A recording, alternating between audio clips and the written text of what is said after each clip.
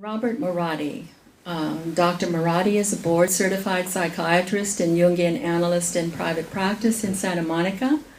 He's the former director of training at Cedars-Sinai Medical Center and associate clinical professor of psychiatry at UCLA School of Medicine. He teaches on dreams at UCLA School of Medicine, the Rhys Davis Child Study Center, and here at the Jung Institute. And he will be offering another program, an all-day program on dreams in the winter-spring, which we're working on the program now. So Dr. Moratti will introduce our guest for the evening. So my task tonight is basically to give you an introduction to the material that Dr. Teich will be presenting. The introduction that comes to my mind is that every psychological development with any depth must involve assimilation of the archetypal treasury into the conscious personality.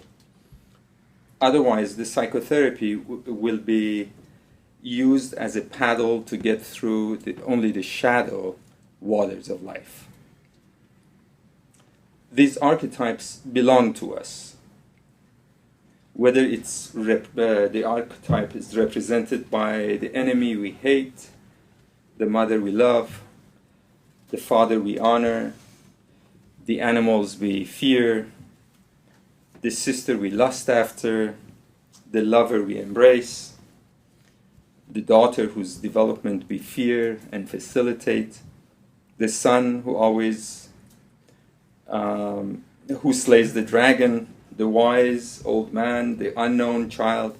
They all are in us. They are the treasure chest of the unconscious psyche. The assimilation of them expands us, and it deepens our roots in ourselves and grows our branches into the heavens. It is a pity to come to this body and leave without a connection to the largest possible spectrum of what we are made of.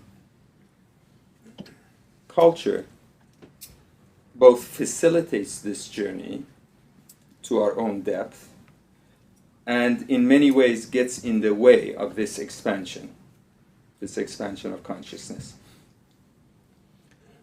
One-sided outlook towards our human psyche is the greatest danger towards the union of the opposing archetypes within the unconscious, that exist within the unconscious. Among those one-sidednesses, the one that has caused most confusion has been the erroneous notion of differences between men and women. Neither one is from Mars. We are both of this planet, and we each have a sun and a moon within us. The sun doesn't just belong to men and moon to the women. They are both complementary forces within each person's psyche. If the totality of human psyche could be conceptualized as the sum of consciousness and the unconscious, the task of the process of psychoanalysis then can be defined as an inner journey guided by the embodiment of the elements in the unconscious psyche into the conscious mind. So that would become a definition, at least one definition, of the process of psychoanalysis. The measure of this integration, of course, is the invigoration of experiences as one goes through one's life. Human psyche, like any other aspect of nature, seeks aliveness. This aliveness comes from living in a state of balance and harmony between body and soul. In other words, living in what the Chinese call living in Tao. Animals and plants do when they are in their natural habitat. we don't, for most part, because consciousness is not part of nature. Consciousness, if anything, is against nature. Once consciousness is lit, it cannot be undone. The consequence is a conflict with the nature and one's own nature. Living in Tao requires the return to that harmony without loss of consciousness. The vehicle for this return is in making of the elements that are unconscious in our psyche conscious to us. These unconscious elements are what our plant and animal ancestors have left within our psyches. Elements such as our instincts that are manifested in our behaviors as archetypes. Survival instincts, for example, are the sources of our inventions, but also the sources of destructive shadow, that part of us that would destroy others if it felt threatened. Procreative instinct is another example that gives birth to our love of another, but also to the projection of our unconscious vulnerabilities. The only aspect of this projection that remains a mystery to the field of psychology is romantic love.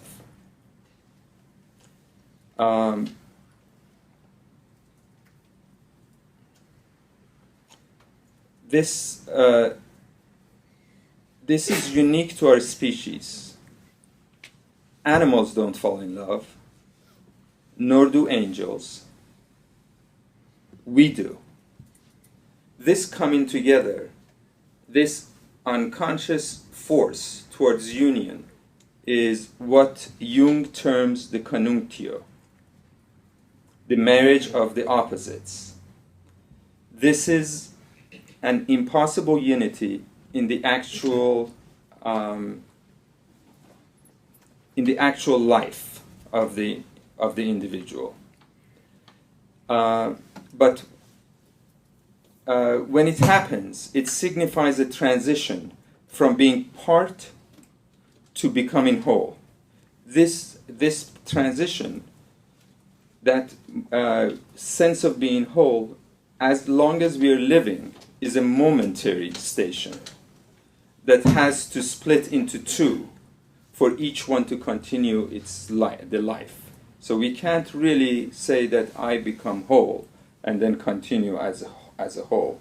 We become whole and then we split into two, and then the two have to be reunited, and that continues as long as life continues.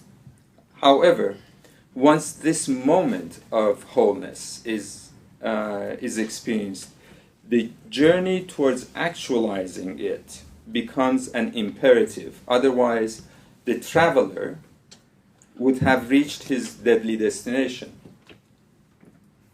For the life to continue in pursuit of aliveness, the search has to turn inwards.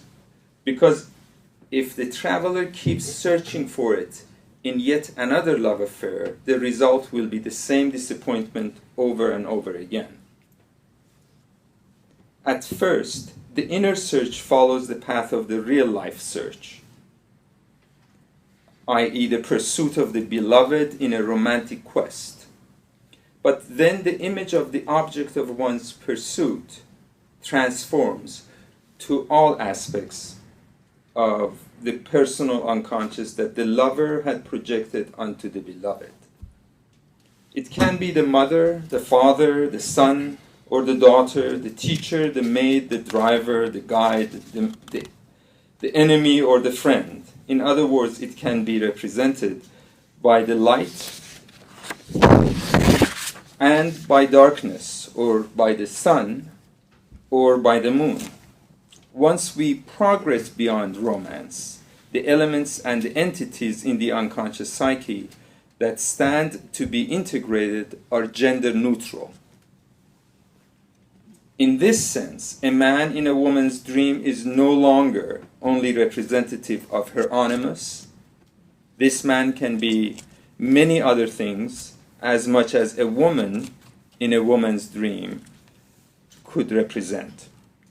And the reverse is true for a man's dream. He will have to integrate not only his anima, but also his animus. This is the development that Howard Tyke expands upon, that we will hear tonight. Jung, about this, says the projection can only be dissolved when the son, or the man, sees that in the realm of his psyche there is an imago not only of the mother, but of the daughter, the sister, the beloved, the heavenly goddess, and the chthonic Bauba. Bauba is a Greek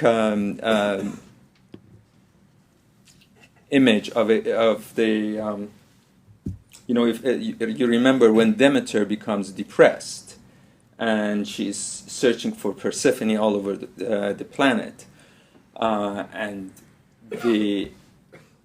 that woman who comes to her and makes her laugh and ends her depression, what she does is she lifts her skirt up and makes Demeter laugh, and that her name is Bobo. Just for you, I had to search for her. Jung didn't tell. It doesn't tell us who Bobo is. Every mother, and so Jung continues, every mother and every beloved is forced to become the carrier and the embodiment of this omnipresent and ageless image, which corresponds to deepest reality in man. I wonder if homosexuality were understood in Jung's time the way we understand it now, as normal as heterosexuality, whether his conceptualization of the archetypes of the anima and animus could have expanded beyond gender divisions. What we observe now is men and women who are born with same-sex orientation project their inner same gender soul onto another person of the same sex. In other words, a gay man can fall in love with his own animus, and a lesbian can fall in love with her own anima. So we can deduce that all men and women have within us both archetypes. We all have both the solar and the lunar lights within our psyche. This is one of the reasons Dr. Tyke's work is groundbreaking. It takes us beyond gender stereotypes and brings us to the 21st century in terms of psychological understanding or articulation of genders. His work, I consider to be a pioneer work that helps clear our minds from the past prejudices of our own culture. For example, a heterosexual man can become anima possessed as much as he can become animus possessed. He can become excessively moody or excessively logical. Same true for a heterosexual woman. She can be as much animus possessed as she can be anima possessed. It is in the mystical vessel, according to the alchemist, that Sol and Luna, sun and moon, get together to produce Hermes Psychopompus. This is the Hermes, the messenger of gods, and himself the god of transitions and boundaries. He is the god of thieves and travelers. Translated into psychological language, we can say that in order to give birth to this ability in one's psyche to be free to travel between the realms of the mortals and immortals, or to get a glimpse into the infinite aspects of our existence, we will have to be connected to, or consciousness needs to carry, both lunar and solar dimensions of our being. this idea that Dr. Teich will be amplifying for us is not just about the acceptance of homosexuality. It is much greater than that. The notion of solar and lunar light, both within each individual, is about the acceptance of the potential for our own completeness. It is about reclaiming within each person all the attributes that culture had divided between the two genders, resulting in the expectation that men ought to be masculine and women feminine. Human evolution no longer can afford the separation of genders in terms of predefined characteristics. No more patriarchy or matriarchy. We each have both within us. And as long as we don't consciously embrace both, we will project the undesired split of part onto another person or another group or another culture. Solar and lunar, like any other elements in alchemy, are metaphoric concepts. These are concepts used for describing the energies that need to be integrated within the individual on one's path towards wholeness. Jung had only one lifetime to put forth deeply complex ideas and discoveries. It is the responsibility of those of us who have benefited from his work to take his discoveries to newer and wider places. And as you look around, you see that most people who were touched by Jung have contributed to the fields of psychology or the respective fields of sciences and arts. Dr. Howard Teich is among them. His expansion of Jung's concepts of the anima, the archetype of the inner feminine of the man, and animus, the inner masculine of the woman, to include both archetypes for both genders, I consider to be one of those advancements in our field of analytical psychology. His work is a timely contribution in the service of softening our culture's rigidity about gender and gender stereotypes. He proposes ways of healing the wounds that were inflicted on our souls by those one-sided view of what is masculine and what is feminine. These are not oppositional forces in Teich's thesis of human consciousness. These are cooperative partners that are in the service of individuation process.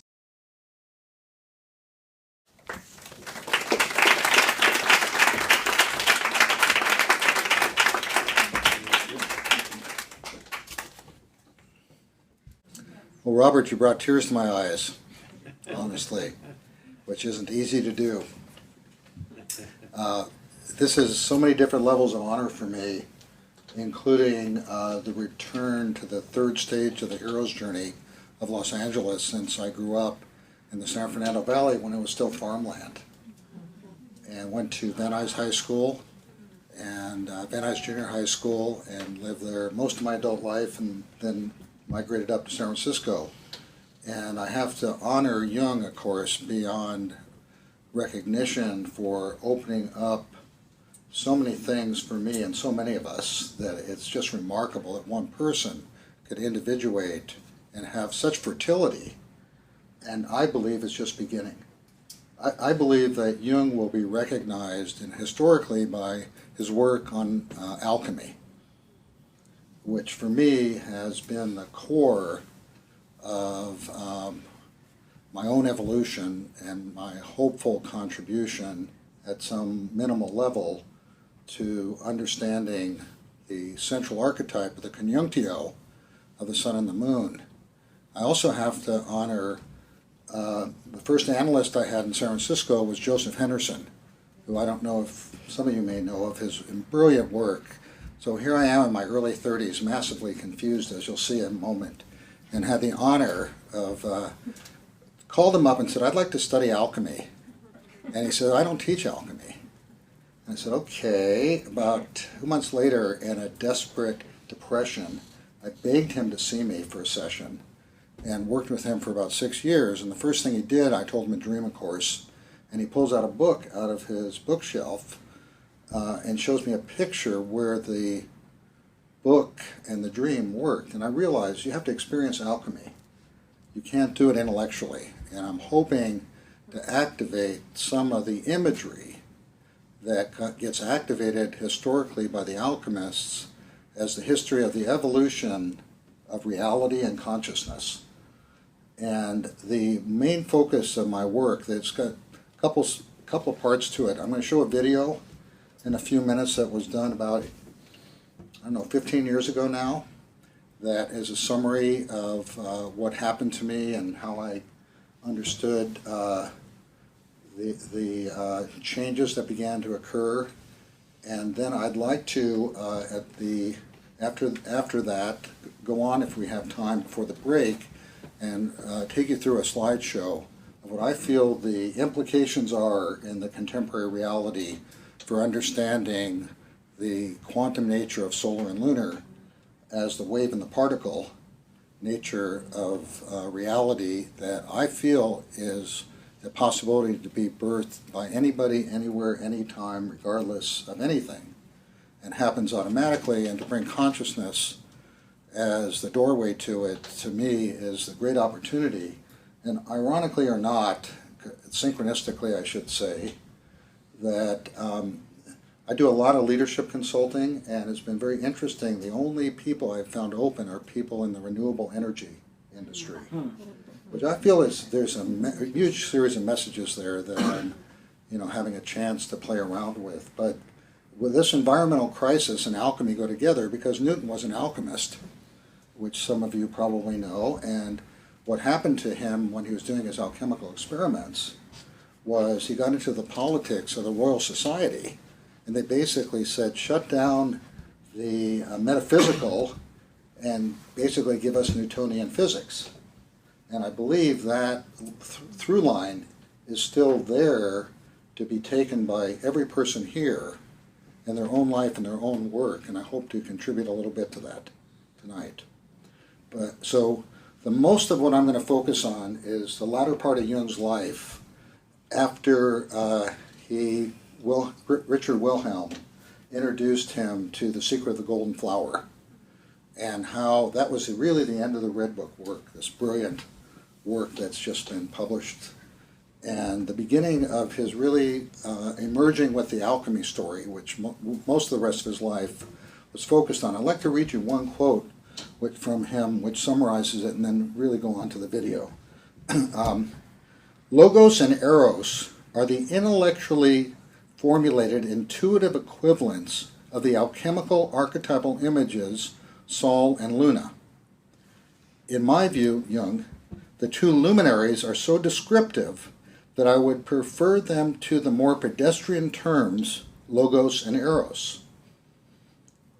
The reason is an archetypal image has nothing but its naked fullness, which seems incomprehensible to the intellect. Concepts, Logos and Eros, are coined and negotiable values. Images are life. And I feel like his work on activating the alchemical images, including the sun and the moon, are the essence of what can be birthed as a conjunctio, and our birth, whether we're conscious of it or not, and to bring consciousness and all the brilliant work that all the Jungians have done. Jung, and one of my great teachers is Edward Edinger, who many of you have certainly seen, as I had the honor to in San Francisco, and his book, The Anatomy of the Psyche, is just beyond brilliant.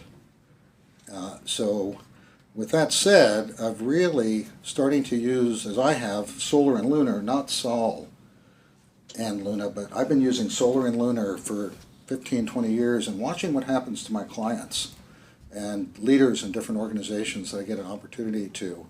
And whether they're conscious or not, to see what happens is very interesting to observe these images that are mirrored by nature of light and water as the forces that I believe have the answer to some of the beyond crisis level reality of humanity going forward. And I believe that picking up the work of Jung and carrying through as individuals what Newton didn't do, may do something to the transformation of the environment and so forth. So if we could show the video, please.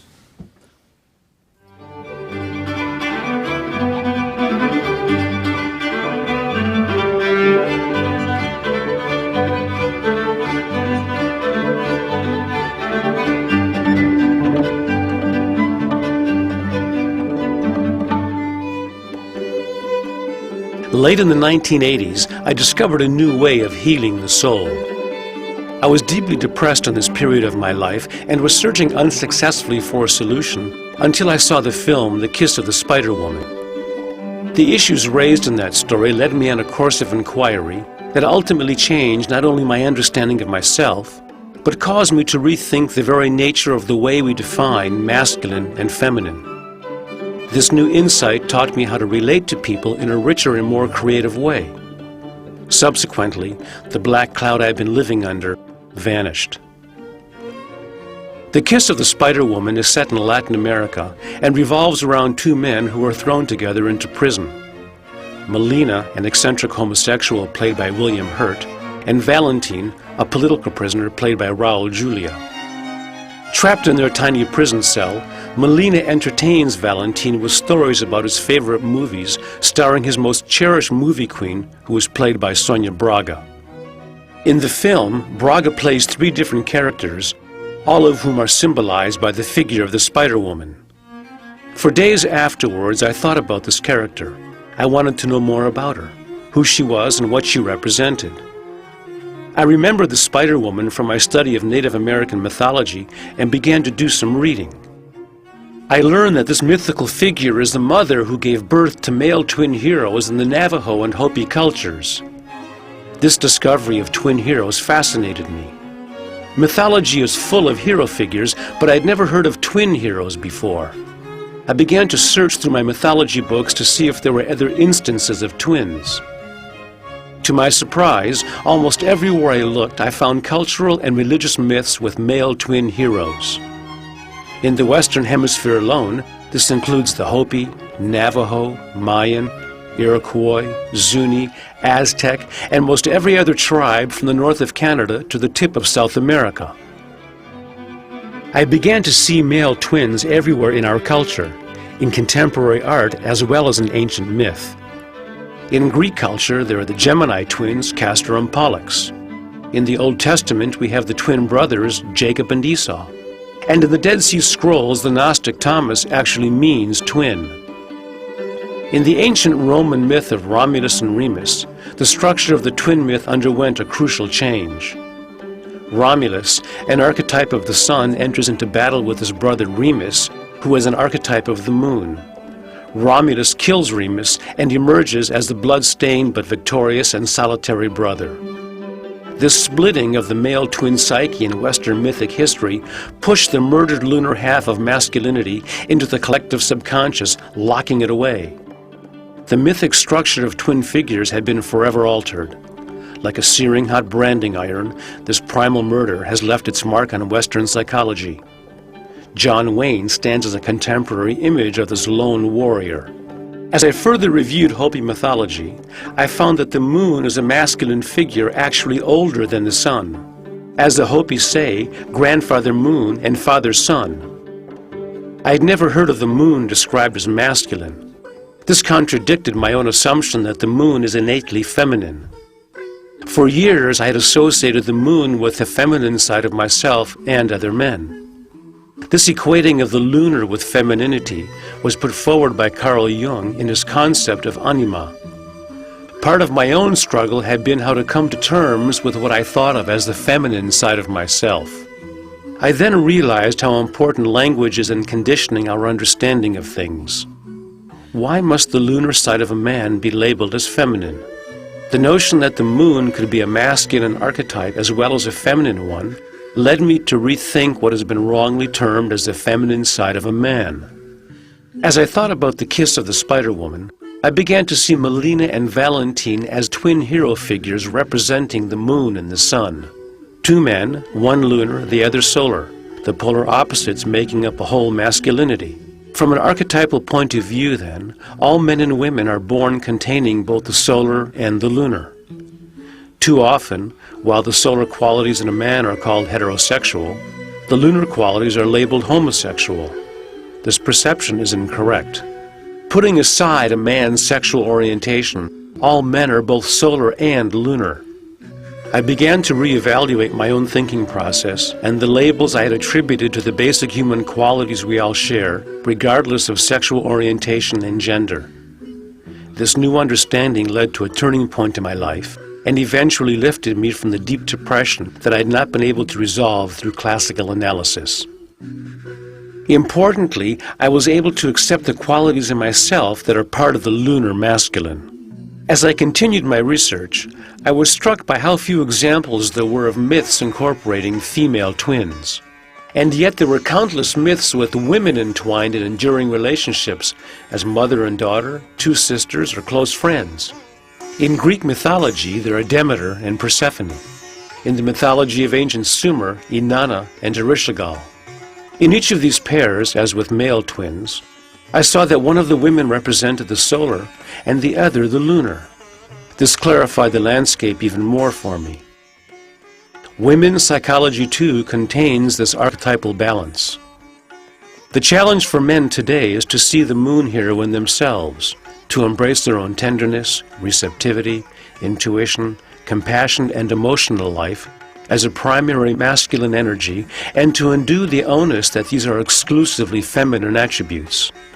Women have perhaps outdistanced men in the last 25 years by moving beyond the confines of their lunar side and have begun to open to their solar side, to their own fire, logic, clarity, endurance, competitiveness, and goal-directed behavior. The sun and moon are primal energies in both men and women. How the balance of these two aspects plays itself out in each individual is as varied as our people.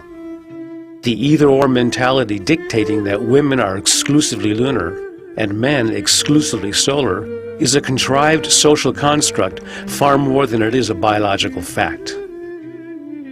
In our highly industrialized Western culture, we have grown so far from nature that we rarely think of the sun and moon as central organizing poles of our psyche. But in actuality, solar and lunar archetypes are fundamental to consciousness, and of themselves they are gender-free. To continue associating intuition and emotion with the feminine, and independence, reason, and assertiveness with the masculine, cuts us off from our primordial other half. The solar and lunar are polarities that modify gender but do not define it. Imagine what it would be like if men and women were to freely express their lunar and solar qualities as each gender's natural inheritance. How different our relationships with each other would be.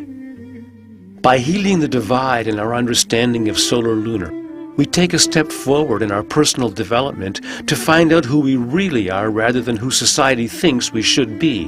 And if, as the parable goes, the flapping of a butterfly's wings on some distant continent ultimately affects the whole world, then this act of self-integration will play itself out in more beautiful ways than we can ever imagine. So that was in the early 90s, and I just cannot describe how my life has changed since then. And let me take you through some of the through line that I believe is underneath what Jung discovered in alchemy and the Philosopher's Stone and the embryo of enlightenment.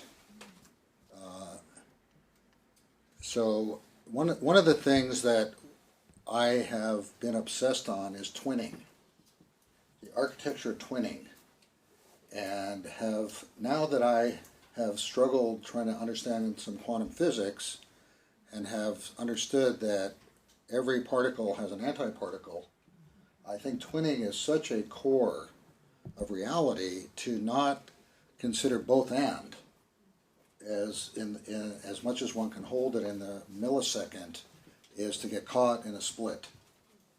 So I believe this both and thinking, as opposed to either or thinking, is what the alchemists did automatically and what nature does. So matter and antimatter are twins, And you just see this all over the place if you're looking for it. And I'm obsessed with it. I'm a 12-stepper on twinning. I'm addicted to it. I've surrendered to it. I'm beyond obsessed about it, as people that know me know. And so, to get back to the beginning, about 15 billion years ago, we all are birthed from the sun in this life, and the moon. And almost every culture that I've been able to see has this in there if you're looking for it. It is in the myths if you scrape away some of the cultural biases, but it's so apparent that the sun and the moon, as Jung and the alchemists knew, were the conjunctio, the complementarity, and the understanding of quantum complementarity as a mindset, as opposed to the tension of opposites in the Hegelian model, to me is what I try to practice as a lifestyle, is how to not get caught into splits, how to pick up the shadow in the moment and have the complementary experience as quickly as possible and communicate it to others, and dialogue through empathy as the bridge to not be caught in a split. And I'd like to talk more about empathy later as what I find to be a real key in the mirror neurons with empathy. So bacterial cells, probably about 3.8 billion years ago. I feel like this is one of the most important images. Jung carved this in 1955 in the Bollingen Stone, which I'm sure many of you have recognized. And why I feel this is so important is, let me read you what Jung says here. Soon something, let's see, this verse is about the lapis, which is despised and rejected. And how much have all of us despised and rejected elements in us and others? And he goes on to say, soon something else emerged. He's talking about the stone. I began to see on the front face, in the natural structure of the stone, a small circle, a sort of eye, which looked at me. I chiseled it into the stone, and in the center, in a tiny homunculus. This corresponds to the little doll, yourself, which you see in the pupil of another's eye, a kind of kabir, or a teleoscopus, Asclepius. Ancient statues show him wearing a hooded cloak and carrying a lantern. At the same time, he is a pointer to the way. I dedicated a few words to him which came into my mind when I was working. The inscription in Greek translates, time as a child, playing a board game, the kingdom of the child. This is Telescorus, who roams through the dark regions of the cosmos and glows like a star out of the depths. He points the way to the gates of the sun, to the land of dreams.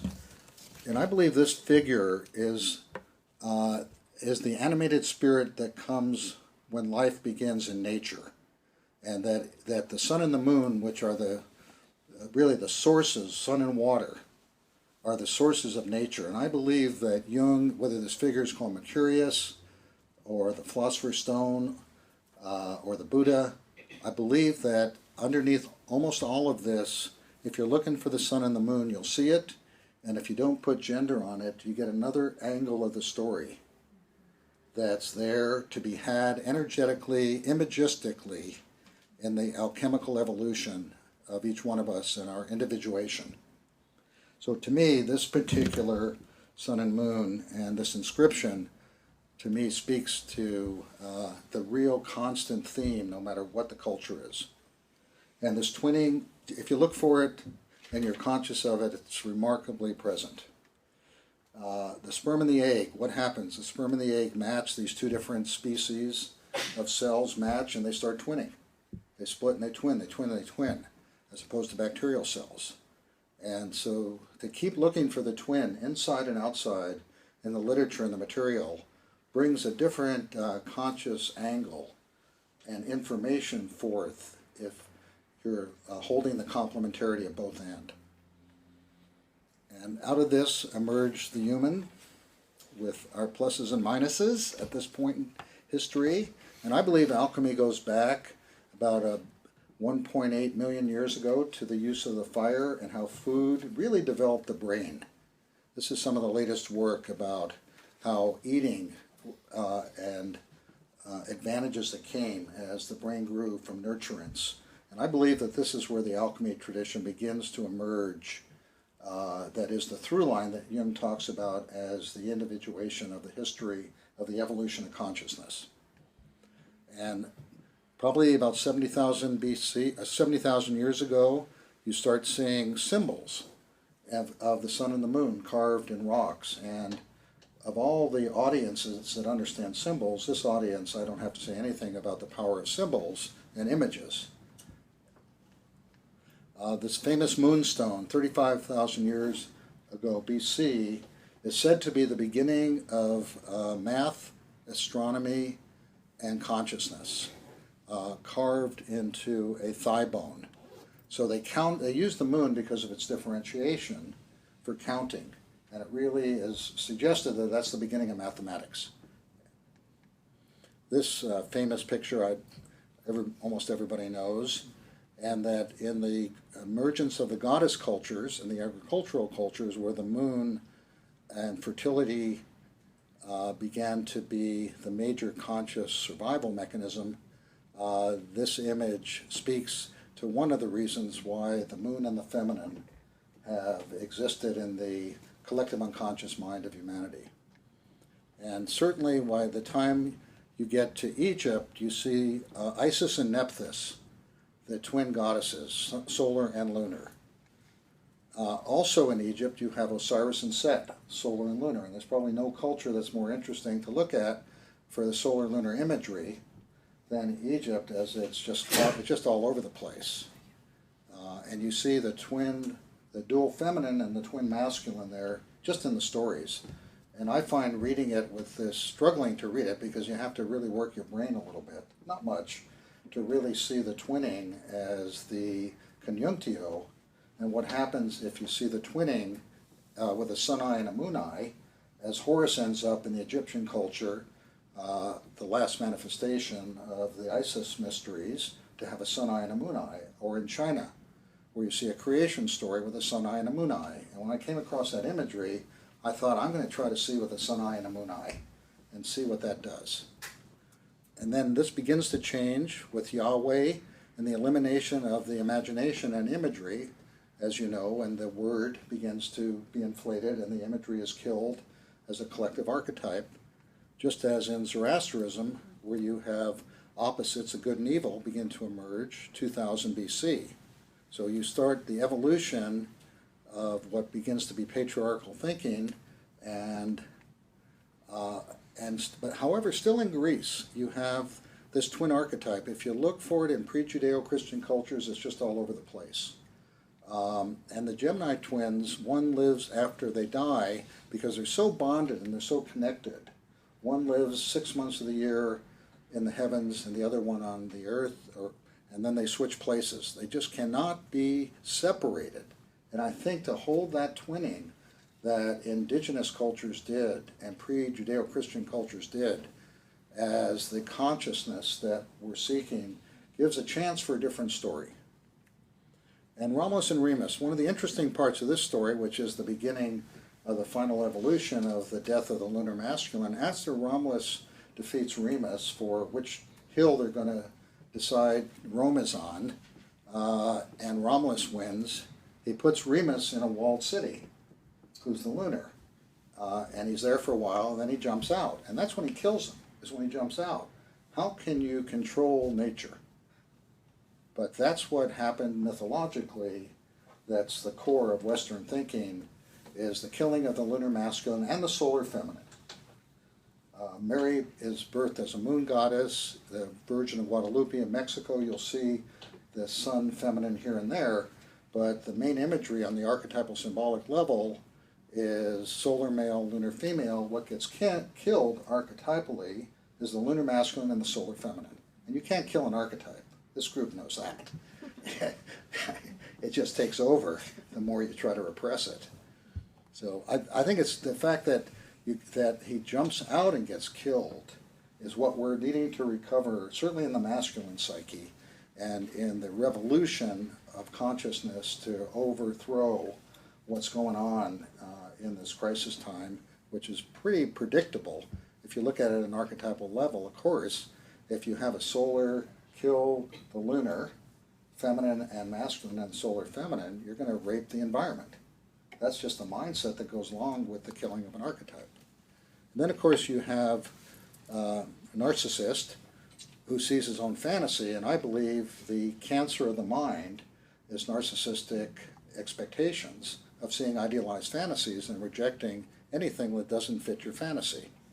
And that, to me, is something we might talk about a little bit later on, about how do you get rid of these unconscious expectations that are brainwashed and wired in. Ozzie and Harriet were my role models growing up. Like really.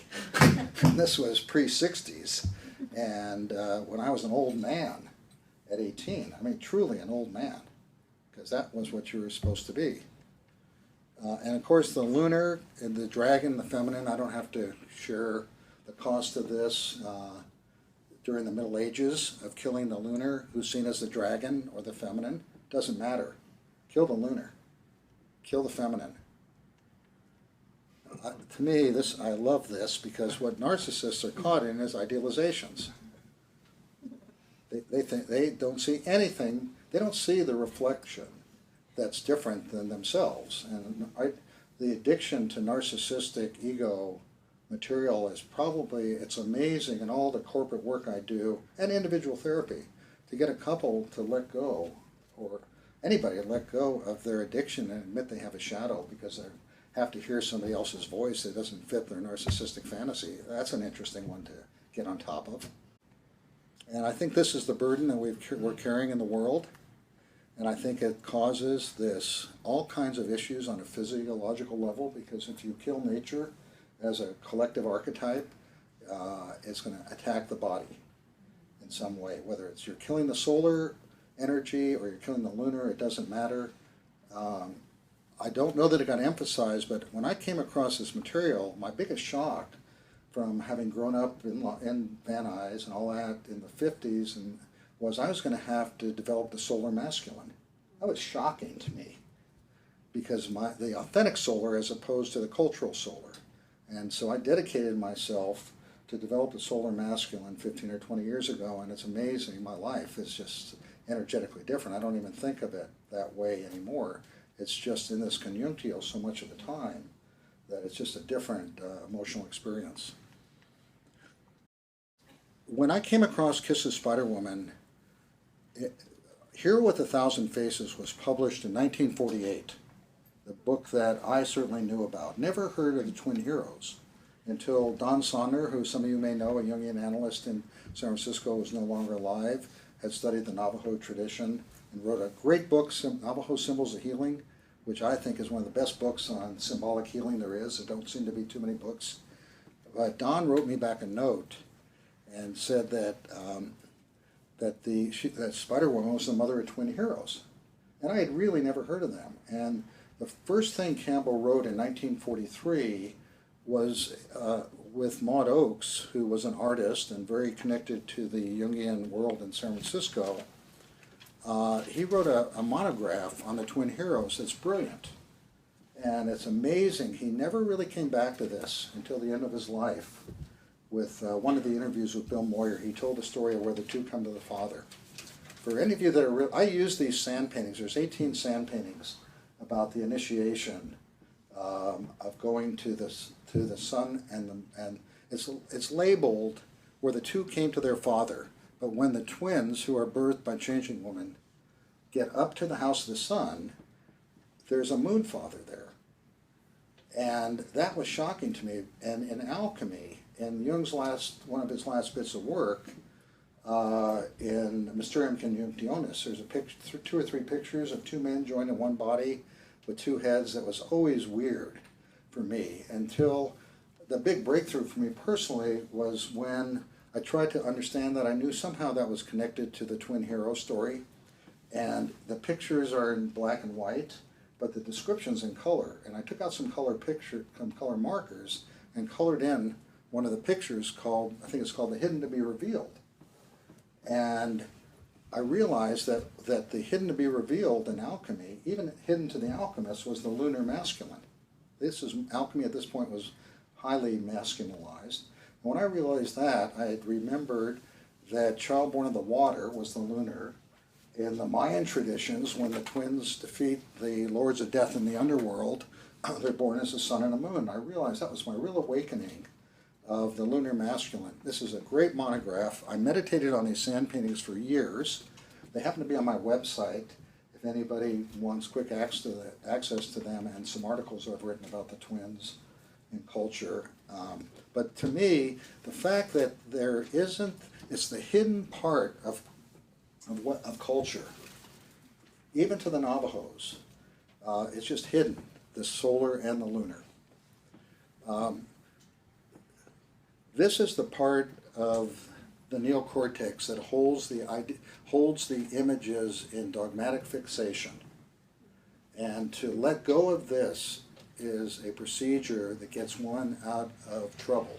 And I'm going to talk a little bit about that after the break, about a little technique that I have, and I'm sure many of you have, to get unattached, to be able to witness, to be not attached as opposed to detached from the material that flows through the psyche. And mirror neurons, narcissists didn't know there was such a thing as mirror neurons. And he couldn't see that the mirror neurons, and so the narcissism, as opposed to reflective consciousness, ends narcissism by surrendering the addiction to usually the solar idealized fantasy. This is a little thing some kids did. I don't know that you saw in the paper yesterday, I think it was the New York Times, that they're discovering that autism is something that's not as genetic as they thought, that it is having to do with being seen, and I think it's 6 months, a year, and narcissists can't see. They see, for me, when I read that, what do parents do? They project their own fantasies, absolutely do not look at who the child is, and relate to the child in otherness. So I feel like this whole thing of getting out of narcissism and the mirror neurons and the water are a real doorway that hasn't been explored yet, because the solar lunar in cultures is the creation archetype. And if you're not caught in fragmenting, you get to live a different creative life, whoever you are, doesn't matter. This little bit about this after the twins get initiated in the Navajo story, they go through these endurance tests like all heroes' journeys, and they get named. They were not named at that point. One is called Monster Slayer, obviously solar. The other is called Childborn of Water. What they get are flint stones, flint shoes, flint knives, and flint hat. And that's Hermes.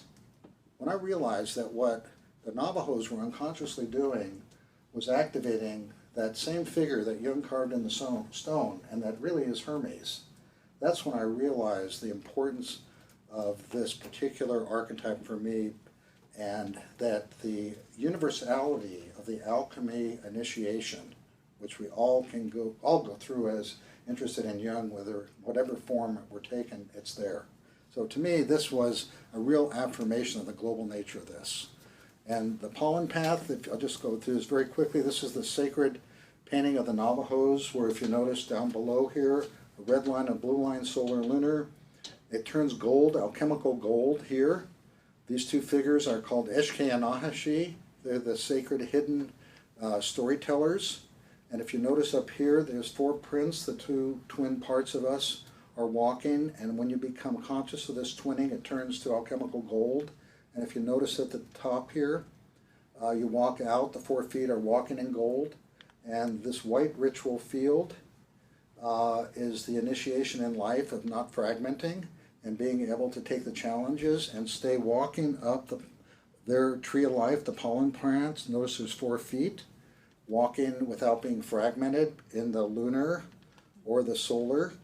And that if you count the different spots, 1, 2, 3, if I can do this right, 4, 5, 6, 7, what gets the same structure as Kundalini. And Kundalini has a solar breath and a lunar breath. They're not shy about calling it solar lunar.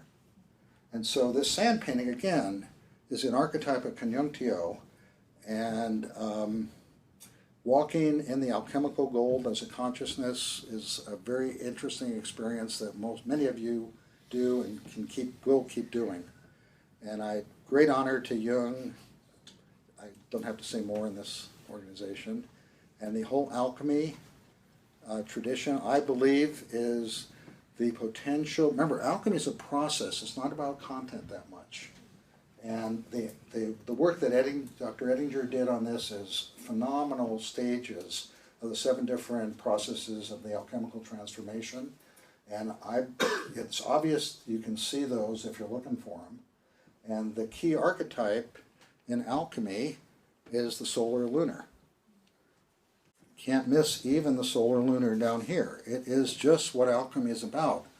I believe starting with this solar lunar consciousness, the sonai and the munai, just puts you in the alchemical vessel to interact with the world. And of course Hermes is the essence, Mercurius is the essence of this with the twinning. Hermes duplex, very common name for Hermes, represents the twins.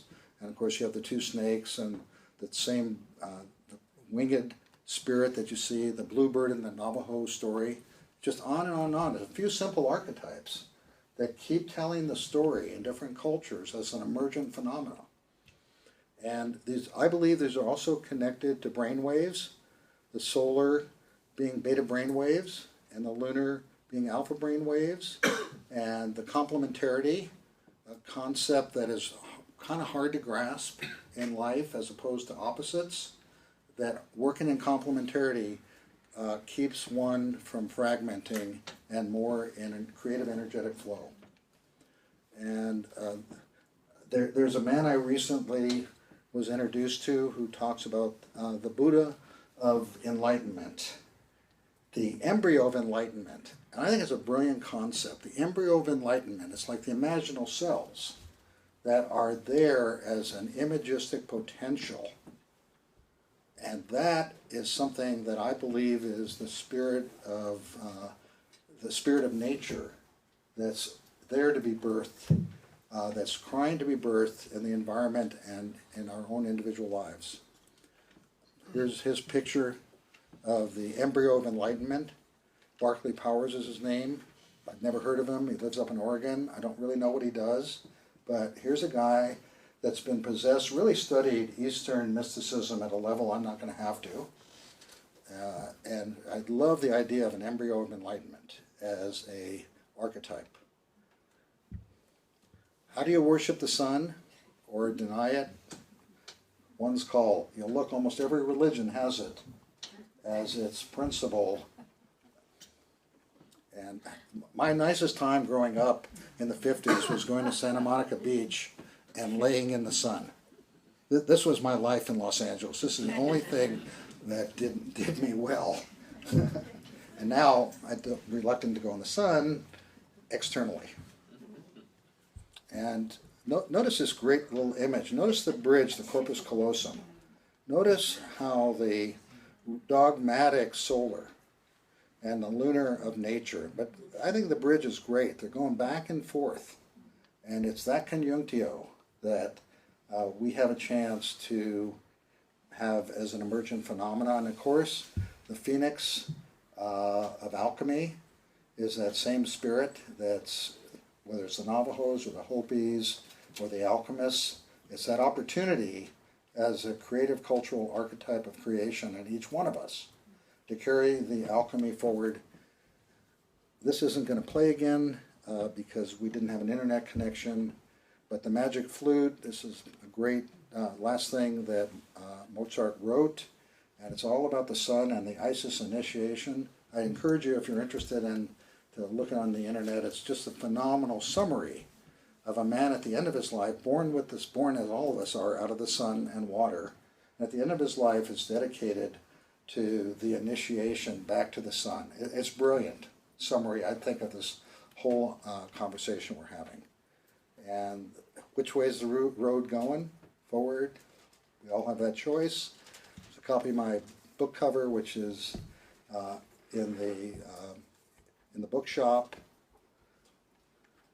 And this is my long-term image I had made for this meeting tonight of the globe having a solar lunar flag as a consciousness going forward.